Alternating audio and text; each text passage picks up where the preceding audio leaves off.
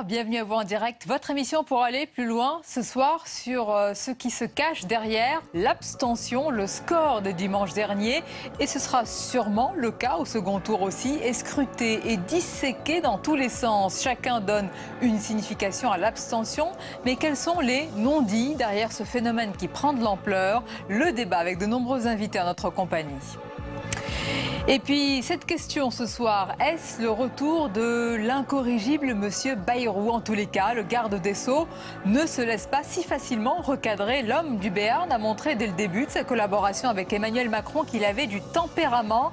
Et ça continue aujourd'hui après sa réponse à la mise en garde du Premier ministre sur ce sujet et d'autres comme la promesse de la proportionnelle. Le match des idées opposera tout à l'heure Yves Deré, rédacteur en chef au Parisien Magazine, à Erwan Lenohan, professeur et chroniqueur. Voilà pour le programme. Merci d'être avec nous. Vos questions et réactions avec le hashtag OVPL. Et avant d'accueillir mes premiers invités pour le débat, voici le tour d'horizon de l'actualité du jour. Il est signé Quentin Calmet.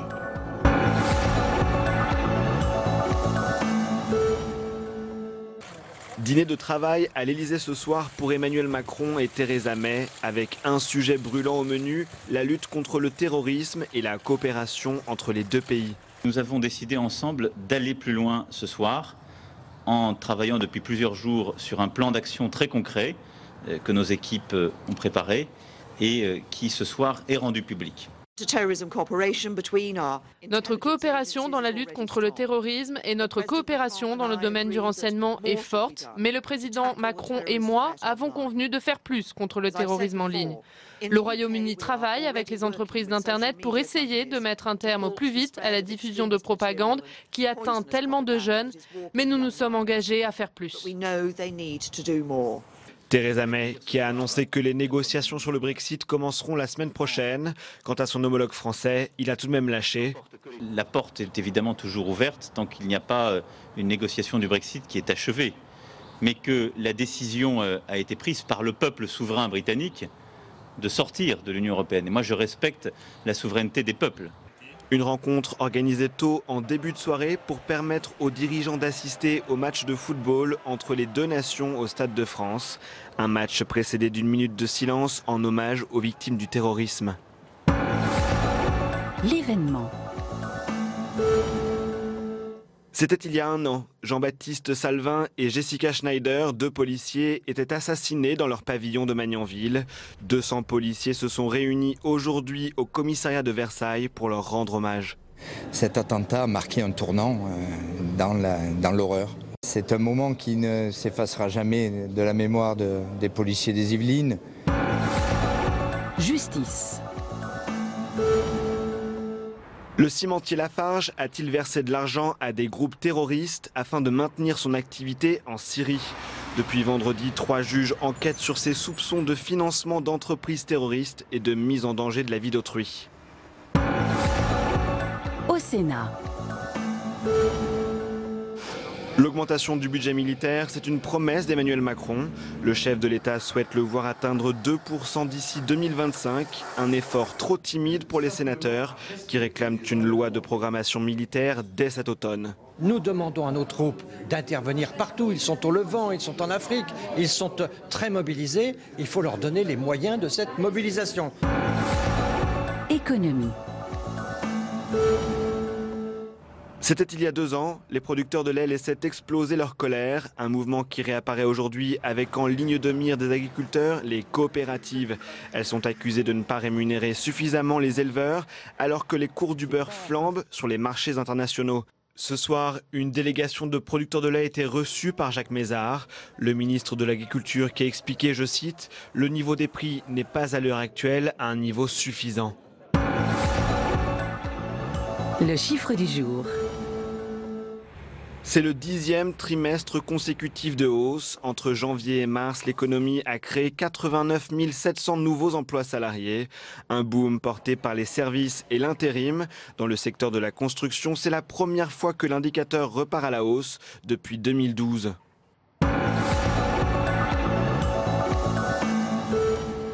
Et dans l'actualité, avec un peu plus de recul ce soir, cette question. Quels sont les non-dits de l'abstention? Le chiffre record du premier tour est frappant.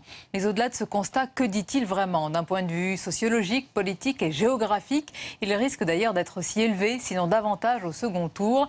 Est-ce une abstention passive, au contraire, avec de nombreux messages? On va en parler avec nos invités ce soir.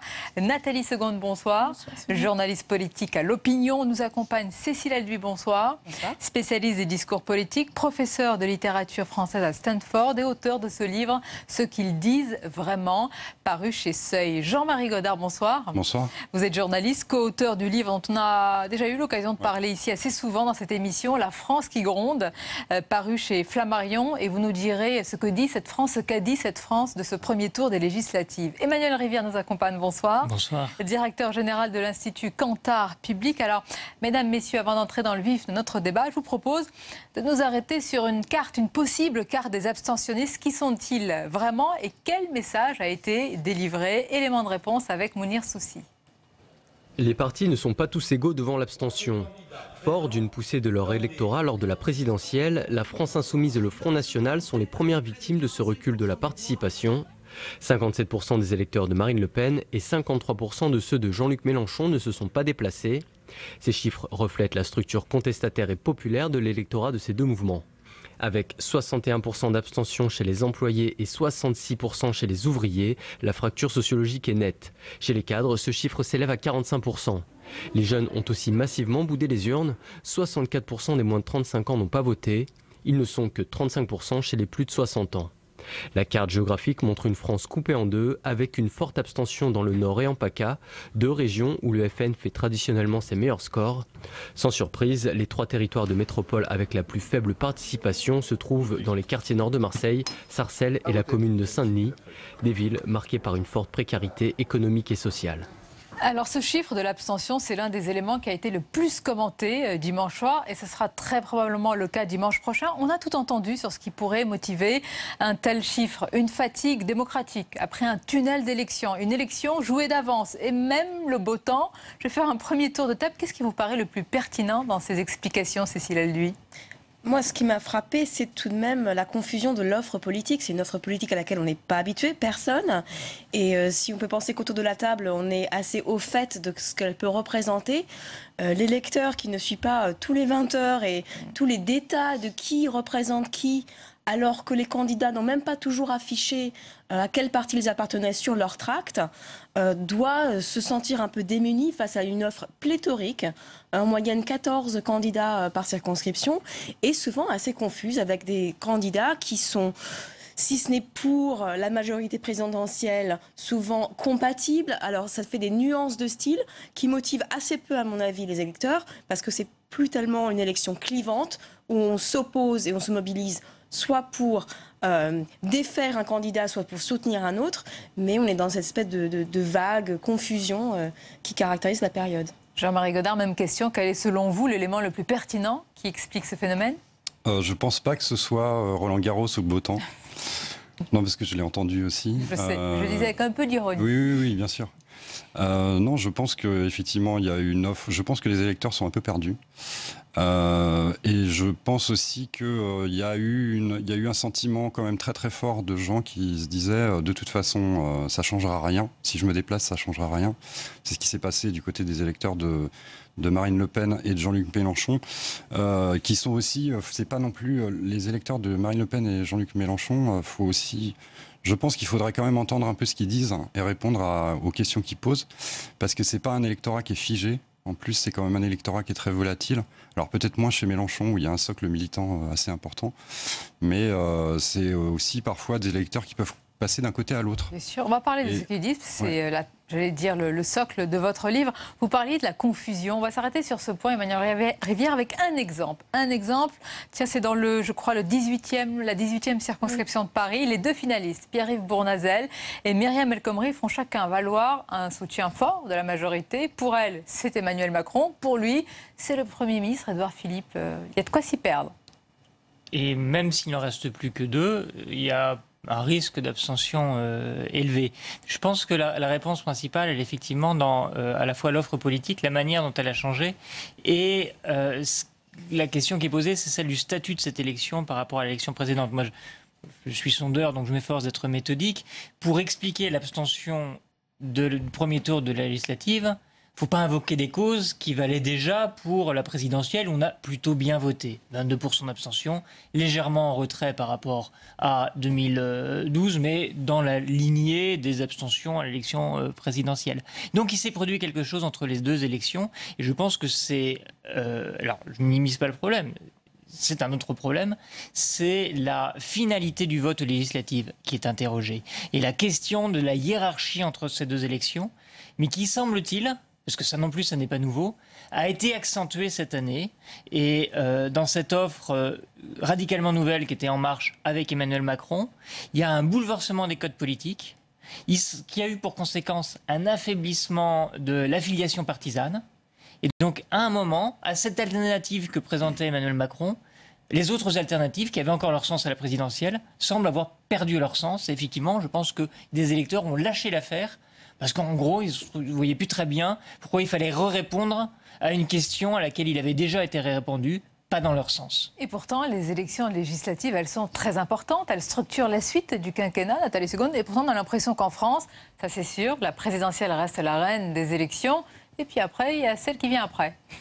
Et qu'on déconsidère un peu. C'est ça, moi je suis plus inquiète, je crois, que mes camarades. Je pense qu'il y a une méconnaissance du rôle du Parlement, de l'importance. Nous, autour de la table, on sait que c'est important, on sait à quoi ça sert, on sait à peu près comment ça marche.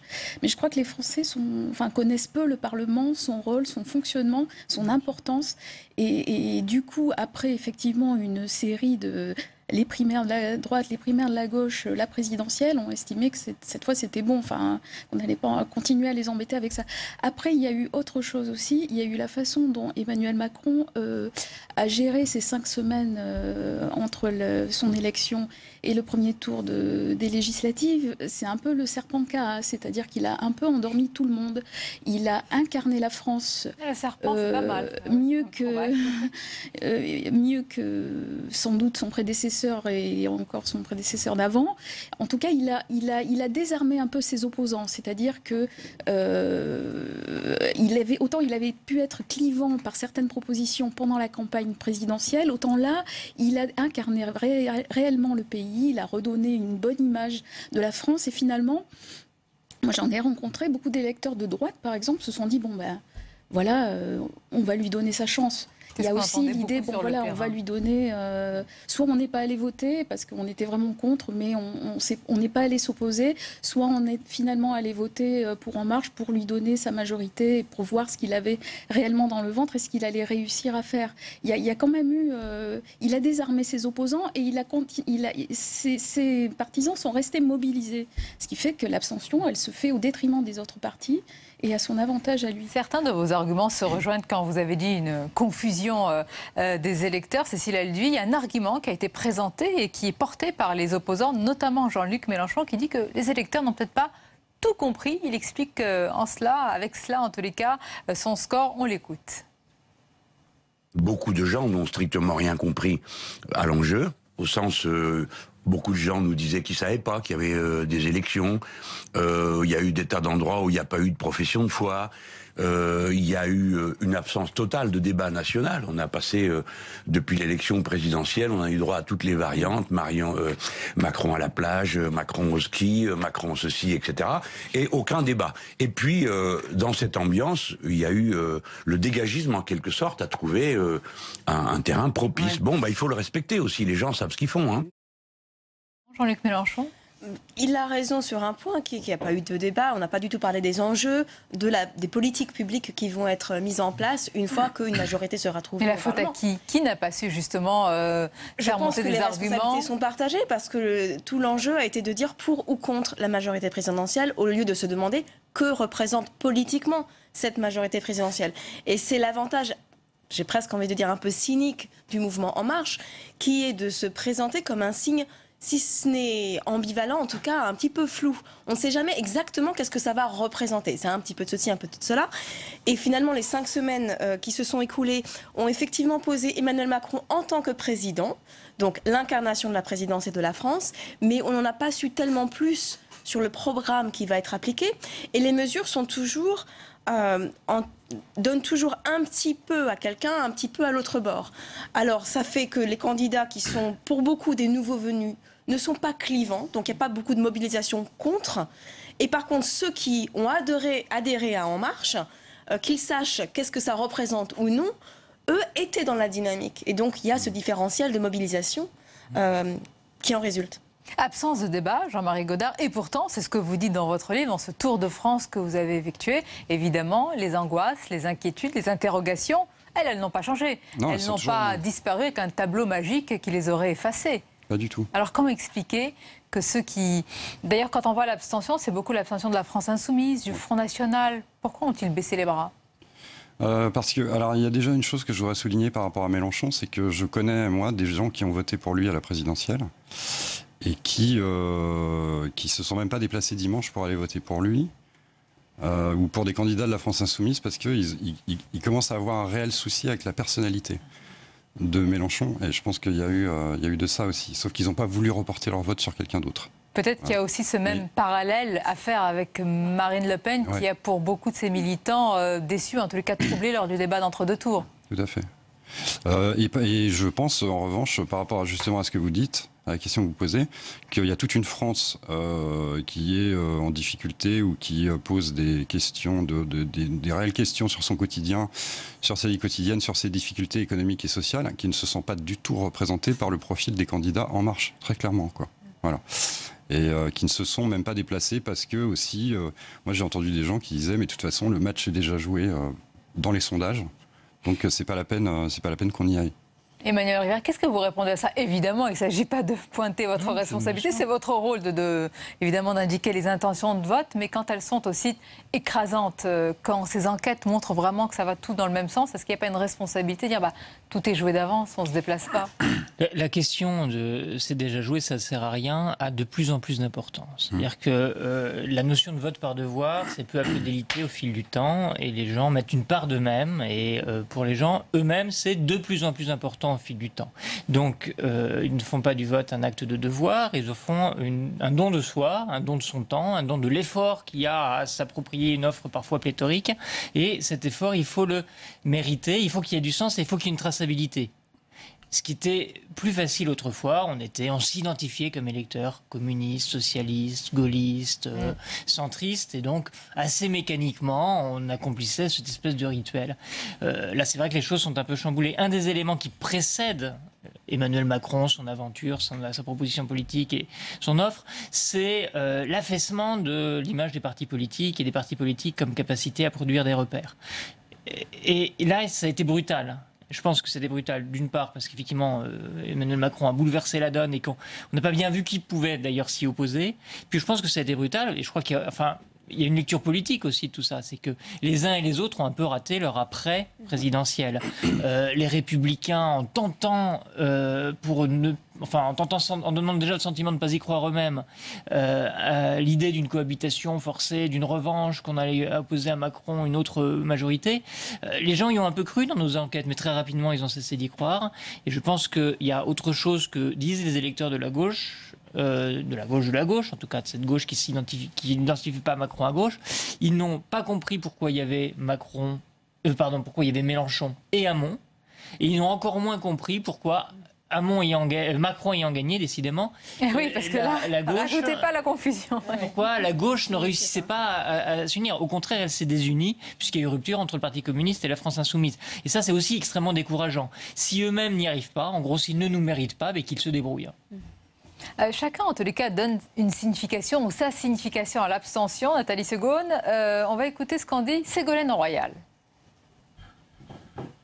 Cette abstention, je pense, elle a été éminemment politique, cette abstention. Quand on regarde la carte de l'abstention et quand on regarde les catégories qui se sont abstenues, en particulier massivement les jeunes, les catégories en situation de précarité, les régions nord et est de la France, celles qui sentent le plus durement la désindustrialisation et la difficulté d'une société à inventer les emplois du futur, on voit bien que cette abstention finalement, qui a frappé le Front National ou qui a frappé la gauche, finalement, ces voix contestataires se sont dit, notre façon à nous de contester, c'est de ne pas aller voter. Alors c'est le cas, hein, les territoires qui montrent vraiment des signes frappants d'abstention, le Nord, l'Est les plus abstentionnistes, avec parfois des records avec 60% dans certaines circonscriptions. Cécile, elle dit, donc c'est ce que dit Ségolène Royal, une abstention qui est très politique finalement, qui est très structurée géographiquement, sociologiquement également. Oui, enfin, toutes les enquêtes post-scrutin l'ont montré. Ce qui me semble frappant, c'est sur les cartes qu'on a montrées tout à l'heure aussi, c'est que c'est aussi la France divisée de la présidentielle, avec d'un côté la France qui marche avec En Marche, qui s'en sort mieux, etc. Et de l'autre, une France qui refuse même d'aller voter aujourd'hui et qui, pour laquelle il n'y a aucune solution qui semble sur la table promettre un avenir meilleur. Donc Emmanuel Macron, même s'il a une immense majorité dimanche soir, sera face au même problème que celui qu'il avait au soir du second tour de la présidentielle, c'est comment réconcilier ces deux France qui semblent encore plus clivées sociologiquement, géographiquement et politiquement qu'il y a encore 5 semaines. Mais c'est frappant ça, Jean-Marie Godard. L'une des réformes à venir, là c'est pour très bientôt, et qui est une réforme phare, emblématique du quinquennat, c'est la loi travail. Une loi qui avait beaucoup mobilisé. On voit bien qu'on s'oriente quand même vers une loi qui est assez, j'allais dire, qui va peut-être plus loin que celle qui avait été portée par Myriam El Khomri. Pourquoi tous ceux qui étaient contre cette loi ne sont pas allés voter? Pourtant ça leur tient à cœur, ça va les concerner. Parce que, oui, enfin, le problème, c'est que déjà, ils ne savent pas trop ce qu'il va y avoir derrière le texte, à part les documents qui sont parus dans la presse. Oui. D'ailleurs, avec l'impression qu'on est un peu en train de pas tout dire sur le sujet de la part du gouvernement. Et est-ce que cette France qui gronde, c'est aussi une France qui baisse les bras? Ça dépend laquelle, parce qu'effectivement, sur les départements plus au sud ou vers la côte atlantique, on a plus voté. Donc c'est une France qui est... Mais là d'ailleurs c'est une France qui est assez dynamique, qui gronde, qui fait des choses localement très intéressantes avec un tissu associatif, un investissement citoyen fort. Mais il y a effectivement une autre France qui baisse pas les bras, mais qui est dans une... qui est en train de... qui s'est enfermée, enfin qui est enfermée dans une précarité d'entre-soi. Et où tout ce qui vient de l'extérieur... ils sont dans des situations tellement difficiles que tout ce qui vient de l'extérieur est vu comme une agression ou un danger. Et effectivement, c'est cette France-là qui ne vote pas. Et de toute façon, je pense que En Marche et Emmanuel Macron sont aux antipodes de cette France, des préoccupations de cette France. C'est-à-dire que ça leur parle pas du tout, quoi. C'est-à-dire qu'on est dans un mouvement qui est très sur la mondialisation heureuse, la dynamique économique branchée avec Internet et tout machin. Enfin, toutes les zones qui ont été frappées, je dirais même saignées par la désindustrialisation, ils sont totalement exclus de ce schéma-là, quoi. Alors ça, c'est important. On va s'arrêter sur ce point. C'est un argument aussi qui est parfois utilisé par l'opposition. Ça ne veut pas dire que vous, c'est le constat que vous faites dans ce livre, Nathalie Segonde. Ils disent, regardez, cette nouvelle majorité, cette nouvelle assemblée, eh bien, elle va ressembler finalement quelque part à Emmanuel Macron. C'est une forme d'élite avec des cadres, avec des chefs d'entreprise, etc. Est-ce que c'est le cas? Est-ce qu'il y a le risque, alors que normalement à l'Assemblée, c'est la vraie représentativité de la France, qu'il y ait une sorte d'entre-soi? Oui, bien sûr. Ouais. Il y a une étude du CEVIPOF de Luc Rouban qui le montre extrêmement bien, c'est qu'il a reconstitué finalement un nouvel lui qui dit qu'il est contre l'entre-soi, oui, qu'il déteste ça, que c'est la pire des choses dans un système politique. Il recrée là en ce moment un entre-soi, c'est-à-dire qu'ils sont tous issus des catégories supérieures, intellectuelles, aisées, etc. Il faut de l'argent pour faire une campagne législative, il faut être éduqué, il faut être inséré, etc. Donc ça ne sera absolument pas représentatif ça sera écrasant, mais absolument pas représentatif de la population française. Ce que je voulais dire aussi par rapport à ça, c'est que lui-même, en prenant un Premier ministre de droite, un ministre de l'économie de droite, un ministre du budget de droite, a brouillé les pistes, mais il a aussi renvoyé la population dont vous parliez, il leur a renvoyé l'image d'un système UMPS qu'ils abhorrent, qu'ils détestent, qui ne les concerne pas, qui a échoué, qui n'a jamais réglé leurs problèmes, etc. Donc lui, en prenant les deux côtés pour gouverner, il ne convainc personne. Il convainc que ses propres partisans parce qu'il a fait campagne là-dessus, mais il brouille les pistes, mais il ne convainc pas cette population qu'il faudrait aller chercher. Alors, je voudrais juste rebondir parce que ça me semble vraiment crucial ce qui vient d'être dit. C'est que là, dans les discussions générales, on se demande combien de majorités, etc. Mais ce qui est fondamental, c'est effectivement que les nouveaux clivages ne sont pas les partis anciens, la droite et la gauche, et que du coup, c'est que Emmanuel Macron a mis en place, c'est la validation de la thèse du Front National de l'existence de l'UMPS. Et alors, si ça marche dans 5 ans, tant mieux. Ça voudra dire que ce n'était pas l'UMPS, mais la France Sinon, qui marche. attention, lourde responsabilité sur ses épaules, Emmanuel Exactement, Macron. ça veut dire que non seulement il y a une carte politique qui est extrêmement confuse pour la plupart des citoyens qui ne s'y retrouvent plus et donc qui sont éloignés encore plus de la vie politique, même s'il y a des nouveaux candidats, c'est quand même l'arbre qui cache la forêt. La forêt, c'est l'abstention. Et deuxièmement, les nouveaux clivages qui vont émerger, c'est soit on est Emmanuel Macron, soit on ne l'est pas. Et ça va faire donc l'UMPS ou les autres. Et les autres, ce seront soit le Front National, soit la France Insoumise demain. Donc on va faire monter certainement des votes de réaction, que ce soit dans 2 ans ou dans 5 ans. Et l'effacement des clivages est un danger pour la démocratie, me semble. Emmanuel River, c'est le cas, c'est un véritable danger, c'est une épée de Damoclès. C'est-à-dire, si tout se passe bien comme prévu, etc., dont acte, mais s'il y a les problèmes qui vont s'accumuler, alors quelle sera l'alternative ? Mais ça, c'est aux autres de répondre, pour le coup. Et moi, je pense qu'on est dans un moment très transitoire. C'est-à-dire que là, une majorité est en train de s'imposer. Effectivement, il y a quelque chose de très homogène entre cette présidence et cette incarnation de la présidence par Emmanuel Macron et la manière dont il a fait le marketing de ses candidats.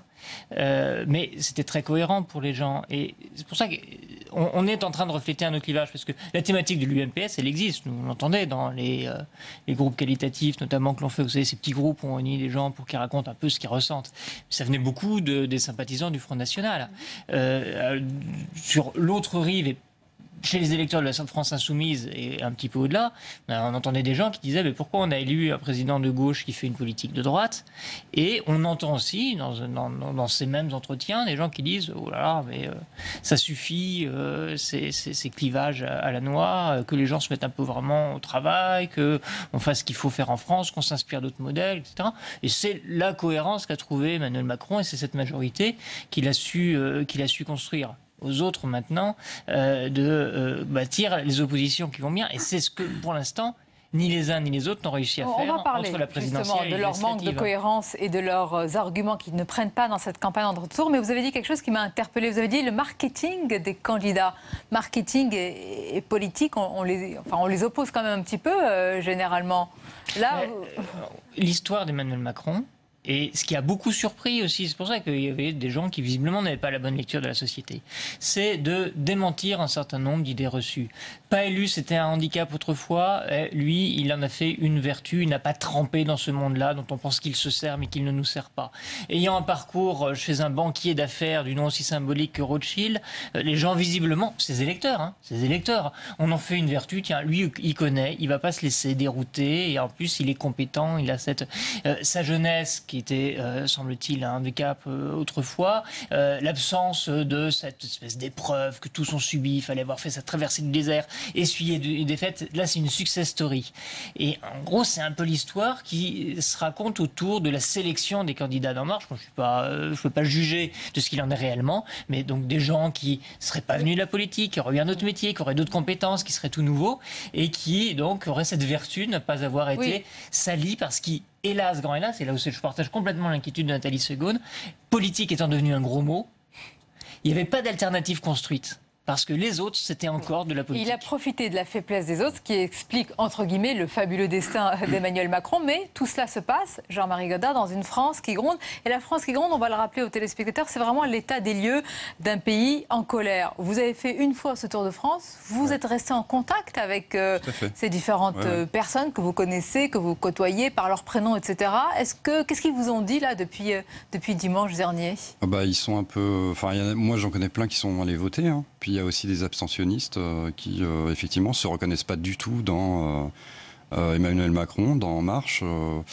Il y a quand même une grosse partie de la France à laquelle il ne parle pas, très clairement,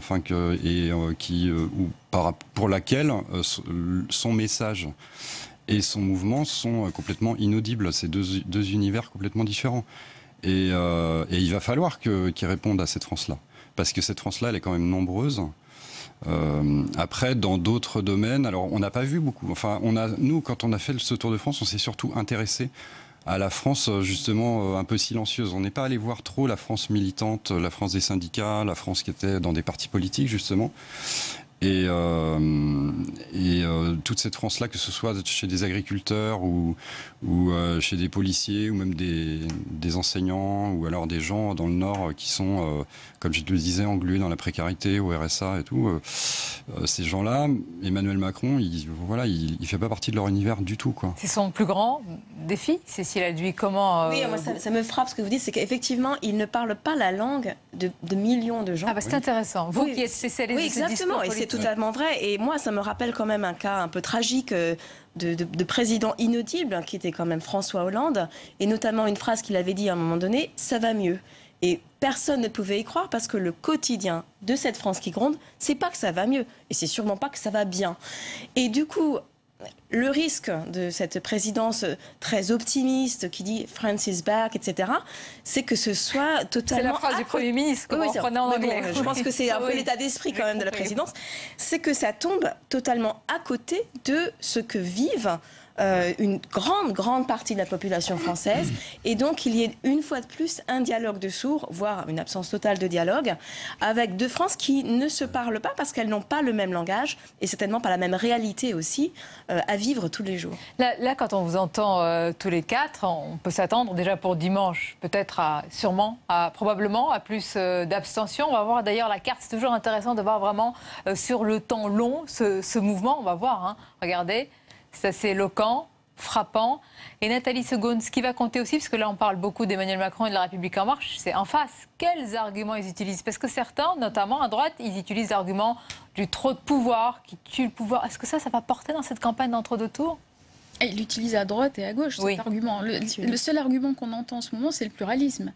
Rééquilibrer, ils invitent les Français à rééquilibrer un petit peu, pour ne donner pas trop de pouvoir à Emmanuel Macron. Il n'y a que ça comme argument, j'en entends pas d'autres, sauf que la tendance sur les précédentes législatives, c'est le second tour amplifie le plus souvent le premier. Alors est-ce qu'il y aura voilà, il y a des exceptions. Est-ce que là, ça sera une exception? La logique, c'est quand même celle-là, honnêtement. J'ai du mal à imaginer que les Français se dédisent. Ça devrait être le cas au second tour. On va s'arrêter sur ces critiques de l'opposition, Emmanuel Rivière. Il y en a une autre. Si ce chiffre va être aussi important au second tour dimanche, ce qu'on entend, c'est la même petite musique. Regardez, il y a un défaut de représentativité de la majorité à la nouvelle Assemblée, ce qui fragiliserait le président quand il va mener ses réformes. Est-ce que ça peut prendre? Est-ce que ce genre d'argument, vraiment, il est entendu par les Français? Je ne crois pas qu'il soit très entendu. Je pense que d'une certaine manière, il est vrai. C'est-à-dire que le nombre d'électeurs qui ont désigné au premier tour de l'élection présidentielle ce président est assez faible, un peu plus faible qu'en 2012, plus important que 2002 par ailleurs. Et il y aura finalement une part autour de 15% des électeurs qui auront désigné un candidat En Marche. Mais la faute est aussi si cette représentation-là est à ce point victorieuse. Ceux qui ont perdu des électeurs entre la présidentielle et législative, c'est pas En Marche, hein, c'est le Front National, comme ça a été très bien rappelé dans vos sujets, et la France Insoumise. Donc chacun, je pense, devrait balayer dans sa porte. Quant à l'argument sur le nombre de députés qui consistera à donner tous les pouvoirs, je ne suis pas spécialiste de la vie parlementaire, mais franchement, entre 350 et 450, ça ne change strictement rien. C'est le même pouvoir, et si ce pouvoir-là peut faire des choses et qu'il décide de tout, ça n'empêche pas qu'il puisse rencontrer d'autres formes de contestation. Une assemblée pléthorique a existé, 472 députés RPR et UDF en 1993, 95, il y a eu des réformes qui ont été contestées dans la rue. L'Assemblée élue en 2002 était forte aussi. Ça a permis de faire passer la réforme des retraites en 2003. Ça n'a pas permis de faire passer le CPE en 2005, 2006. J'ai envie de dire tout fait pchit. Oui, qu'Emmanuel Macron est élu. Vous avez bien vu, la France Insoumise et Jean-Luc Mélenchon, avant le premier tour, ont essayé de faire de la réforme du droit du travail, de faire un référendum, que les législatives soient un référendum sur cette réforme, sur ce projet de réforme. Ils n'y sont pas parvenus. L'affaire Ferrand a fait pchit, tout a fait pchit jusqu'à maintenant. Donc je ne vois pas comment les arguments émis par LR et le PS, qui sont totalement inaudibles désormais, peuvent influer sur le second tour. Ils n'influent pas, et pas sur cette France dont vous parlez, Jean-Marie Godard, dans votre livre. Moi, je me souviens, quand je vous avais reçu pour la première fois, vous m'aviez dit, avec votre co-auteur, que vous aviez traversé ces territoires, abandonné ces territoires frappés par la désindustrialisation et par beaucoup d'autres mots, MAUX, et en disant, attention, en fait, ce livre, il sonne comme une mise en garde. Il faut l'écouter, cette France qui gronde. Et pas seulement l'écouter d'ailleurs, il faut aller plus loin, il faut la prendre en considération, ce qui est autre chose que l'écouter seulement. C'est selon vous la mise en garde qui prévaut là en ce début de quinquennat, on y est encore. Oui, tout à fait. Tout à fait. Je pense qu'effectivement, comme on disait tout à l'heure, ils sont quand même condamnés à réussir, quelque part, parce que si jamais En Marche et cette espèce de dépassement des lignes, de dynamitage du paysage politique échoue, qu'est-ce qui se passe derrière ? Ça va être la question. Et donc pour réussir, c'est un peu, effectivement, la France que nous on a rencontrée et tout ce que les gens nous ont dit, c'est un peu les défis réels du quinquennat d'Emmanuel Macron. Hein. Ils sont là-dedans. C'est important d'en parler parce que ça va au-delà des quelques sièges pour la majorité des débats que nous avons parfois entre commentateurs. La vraie question, elle est là.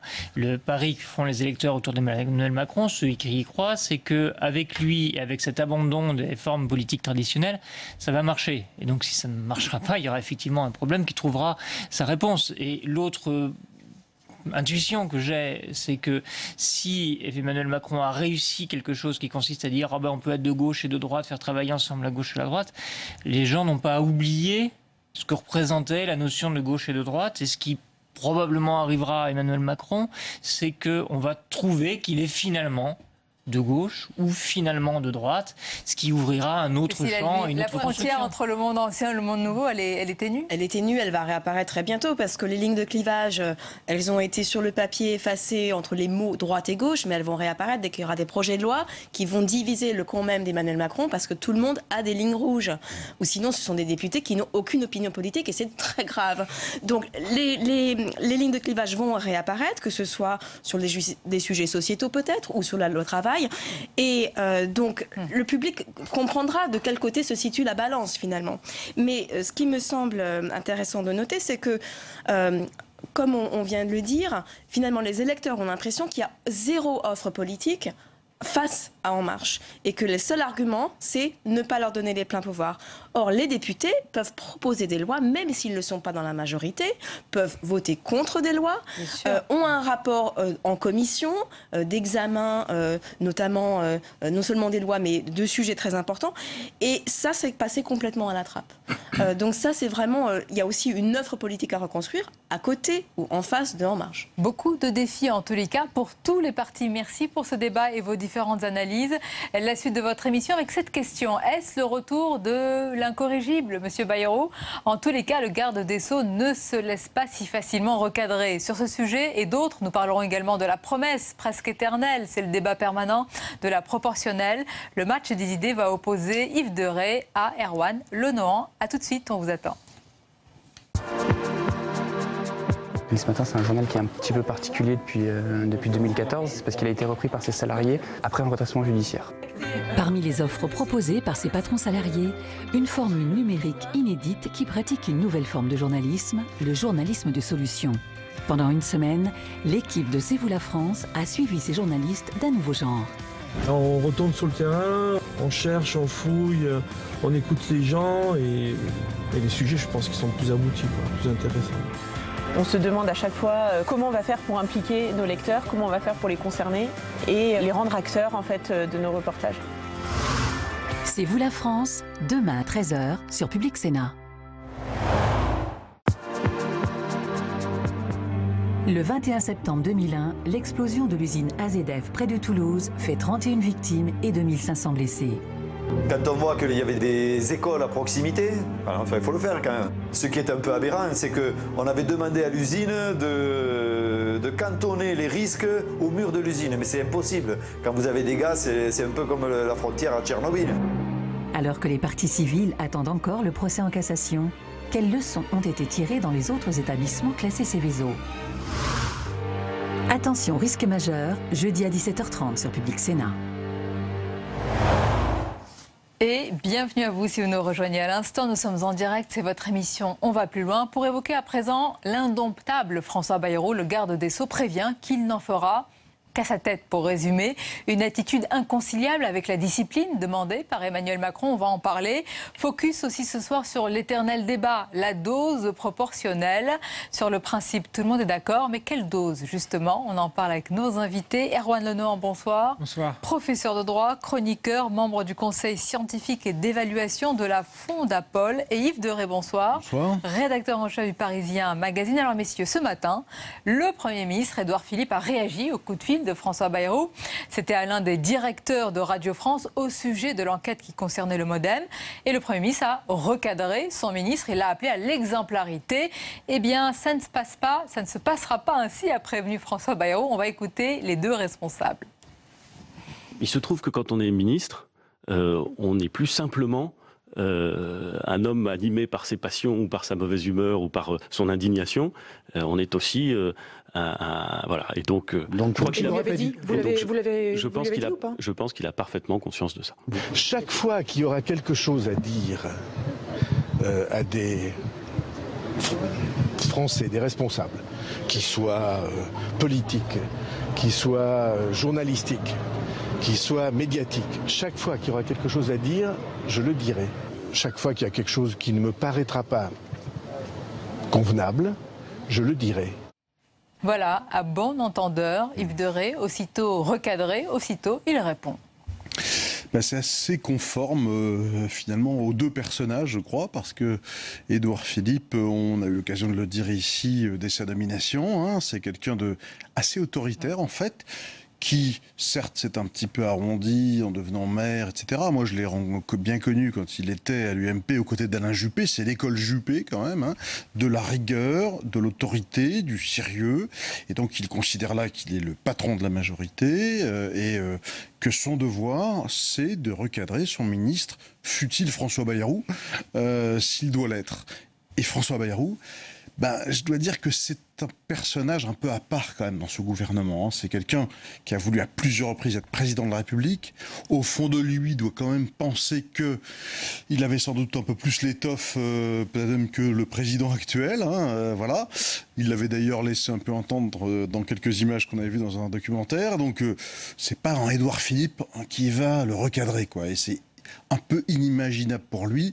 François Bayrou, au fond, personne n'arrive vraiment à recadrer François Bayrou. En plus, il a pris quand même le pli de cette forme d'indépendance, de parole, cette espèce de caractère frondeur face à la droite, face à la gauche, qu'il a cultivé toutes ces années. Et donc là, revenir dans une culture de gouvernement où il faut se ranger derrière un homme, derrière le tandem de l'exécutif, c'est compliqué pour lui, hein, cette discipline. Ce sont les termes, si je puis dire, du contrat. Erwan Lenohan, discipline, culture même du secret, hein, quasiment pour les ministres, au-delà de la discipline. On a l'impression qu'il y a vraiment une tête qui dépasse de très loin.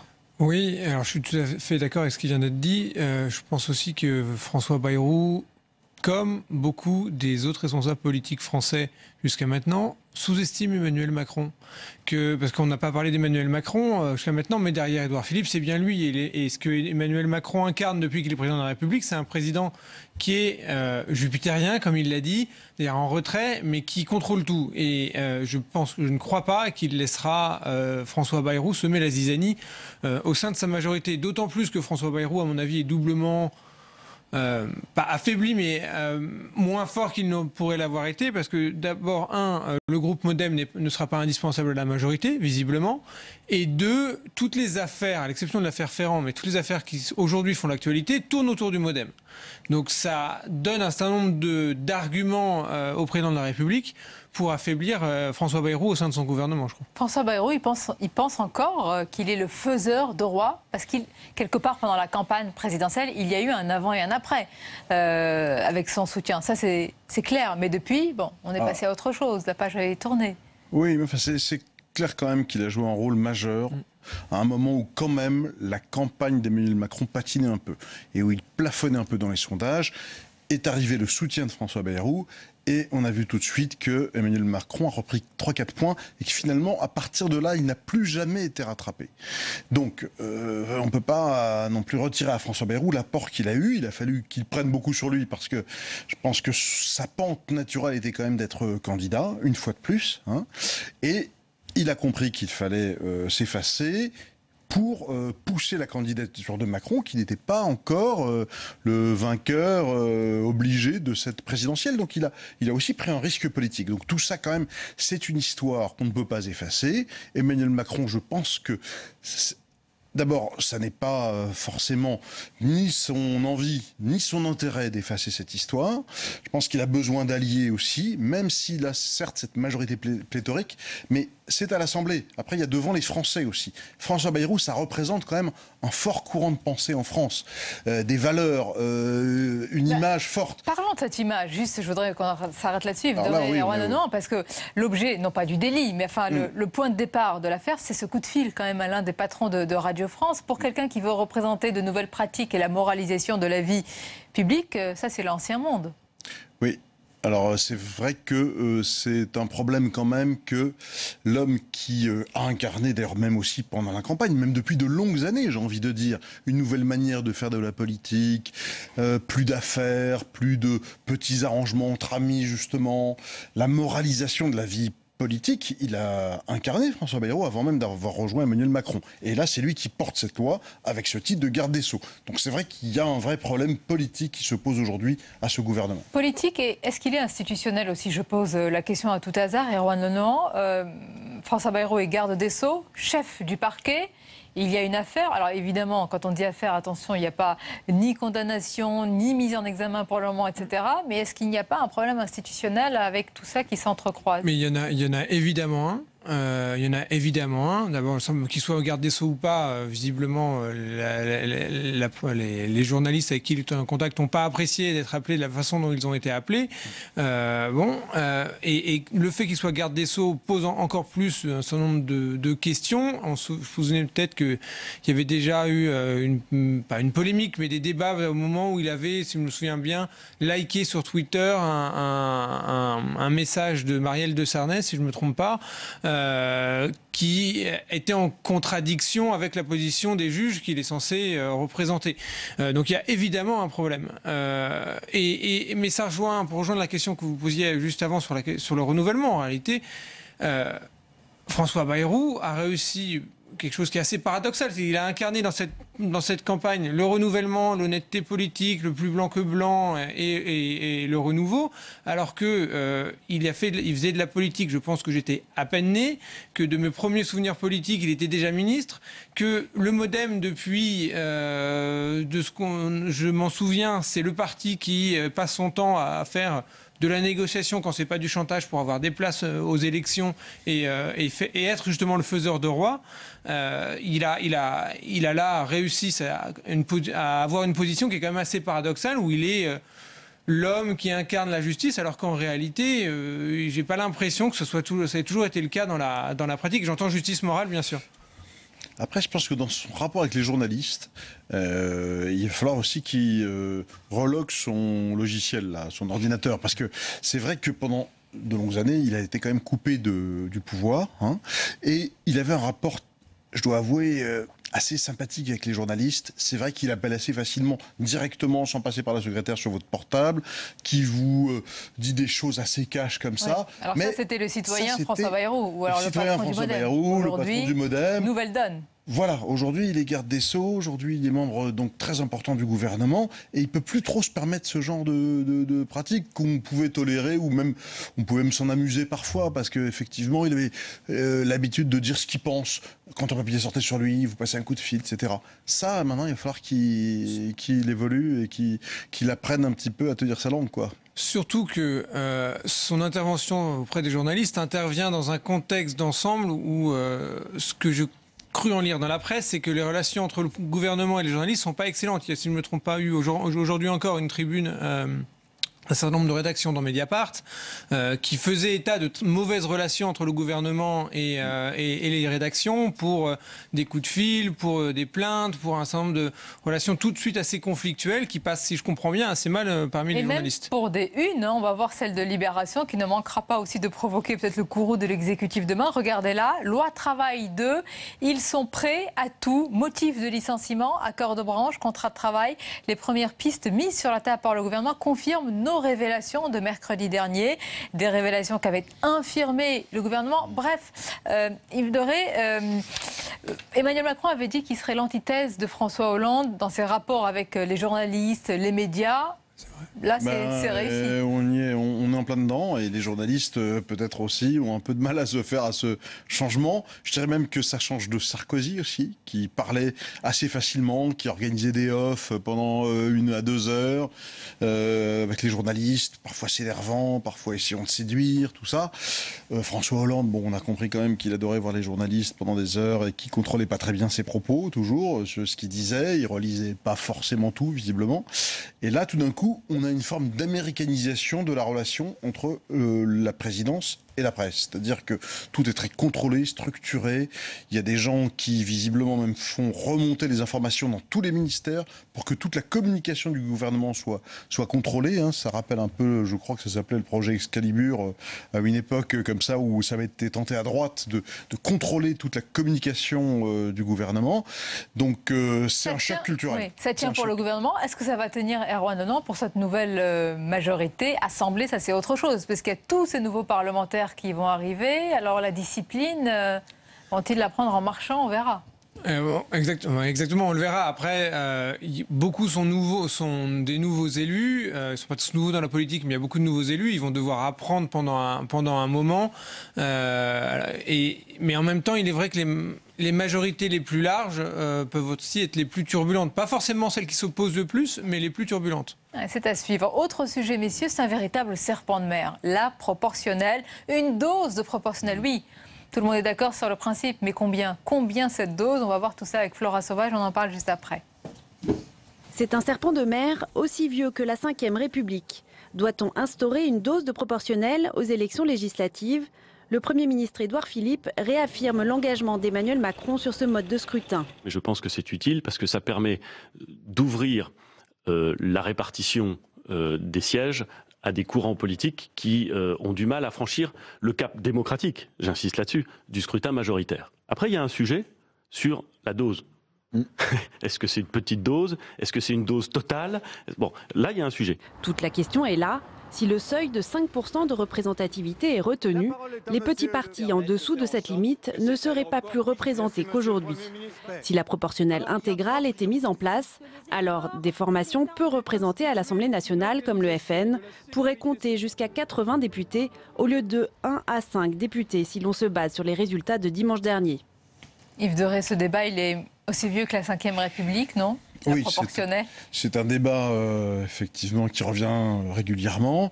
Nicolas Sarkozy avait promis qu'il en instillerait, il ne l'a pas fait. François Hollande, à son tour, a promis, il ne l'a pas fait. Emmanuel Macron a promis, va-t-il le faire? Moi, je pense que ce sera certainement pas cette hypothèse de proportionnelle intégrale. Il y aura sans doute une partie de l'Assemblée, peut-être 10%, qui sera réservée à une dose de proportionnelle et puis le reste majoritaire. Est-ce que c'est 10 ou 20%? On verra.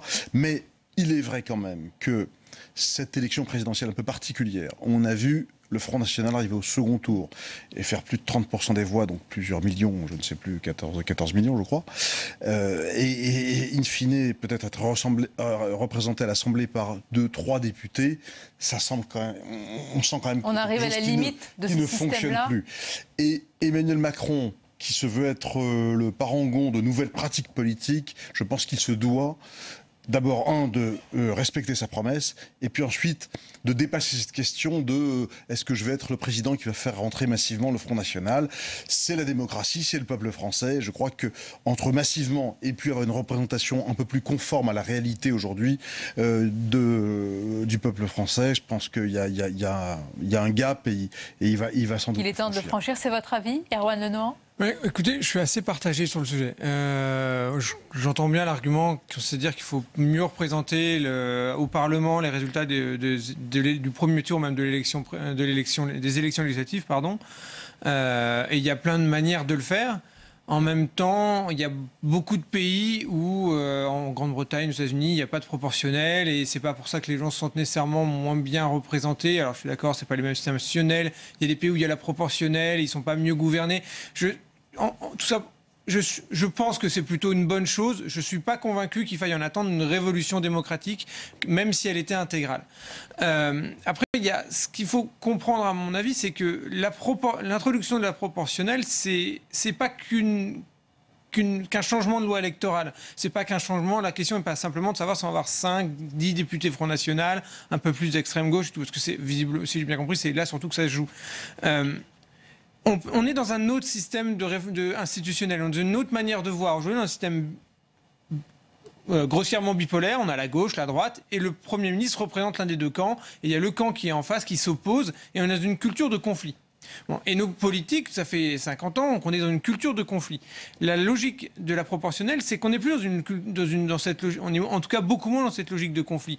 On a un Premier ministre qui a une majorité qui est peut-être moins claire et qui doit donc apprendre à composer. On est plus dans une culture de compromis. Spontanément, ça semble bien. Je sais honnêtement pas si ça peut fonctionner en France. Voilà, je suis assez sceptique et en même temps très ouvert sur le sujet. Mi-figue, mi-raisin, mais Yves Deray, est-ce que ça pourrait contrebalancer l'omniprésence, justement, ou la force vraiment des pouvoirs du président de la République? Ce serait peut-être là un argument de dire, regardez, vous me reprochez les pleins pouvoirs ou des pouvoirs trop importants, et bien voilà, dose de proportionnelle. Comme ça, les partis politiques auront une meilleure représentativité dans l'Assemblée. Bon, de toute façon, je pense que c'est une respiration démocratique intéressante d'instiller une dose de proportionnelle. Je n'ai pas le sentiment que, de toute façon, ce sera d'actualité dans ce premier mandat. Ensuite, en vue d'une réélection, je pense que Emmanuel Macron serait bien avisé d'instiller cette dose de proportionnelle. On aura l'occasion d'en reparler, afin d'être d'abord conforme à sa promesse, parce que c'est vrai quand même que les Français en ont un peu marre de ce contraste qui est piétiné systématiquement par les politiques. Sur cette question-là, elle est assez symbolique. Et puis après, c'est vrai que ça permettrait aussi peut-être de faire en sorte que les débats aient vraiment lieu à l'Assemblée, puisque du coup, les questions qui sont parfois représentées par des petits partis pourraient du coup être abordées au sein de l'Assemblée et pas forcément dans la presse ou dans la rue. Et donc moi je pense que c'est à peu près cohérent. Ensuite, c'est vrai que la proportionnelle intégrale, comme dans certains pays, où il faut sans cesse des espèces de majorités de projets, de changements d'alliance selon les sujets, ça c'est intenable. On a vécu ça quand même dans la 4e et on a personne, je crois, n'a envie de retomber dans ces errements-là. Et en même temps, on a connu en France des systèmes de partis où on était élu quand même au scrutin majoritaire. Sur l'introduction de la proportionnelle, dans l'état actuel des choses, j'ai plutôt l'impression que ça renforcerait le président de la République. On a un président qui est très fort, qui a renforcé la présidentialisation. On voit bien avec les élections législatives que le Parlement devient une chambre d'enregistrement de l'élection présidentielle, voire du président. Introduire la proportionnelle avec un parti centriste très important, ça veut dire fragmenter plus la gauche, fragmenter plus la droite, ça veut dire assurer la puissance du parti du président actuel. Donc, d'une certaine façon, ça le renforcerait. Mais en même temps, c'est uniquement pour aujourd'hui. Est-ce qu'avec un nouveau président, ça changera peut-être? Le mot de la fin? Oui, moi je crois qu'au-delà de tout cela et de ce scrutin proportionnel, il y a aussi la recomposition du paysage politique français qui n'a pas été faite depuis encore. Là. Il faut attendre le lendemain des législatives. Aujourd'hui, celui qui s'est organisé, c'est Macron, c'est En Marche, qui a un corpus d'idées, il y a une autre lame de fond qui va venir, avec des gens de droite et de gauche, mais qui, au fond, se retrouvent sur beaucoup de sujets. Et autour, pour l'instant, le paysage est un paysage de désolation. Même le bout d'alliance qu'a tenté Dupont-Aignan avec Marine Le Pen a éclaté en vol dès le lendemain de la présidentielle. Donc pour l'instant, cette recomposition n'a pas eu lieu. On attendra donc le lendemain du second tour des législatives pour voir en tous les cas jusqu'où ira cette lame de fond de cette recomposition. Peut-être avez-vous dit merci messieurs pour ce match des idées et vos analyses. On arrive à la fin de cette émission. À suivre comme tous les mardis, ce sont les moments choisis de l'épreuve de vérité. L'invité de Michel Grossior, c'est Gérard Larcher, le président du Sénat. Et je vous retrouve demain à 22h. Belle fin de soirée à vous.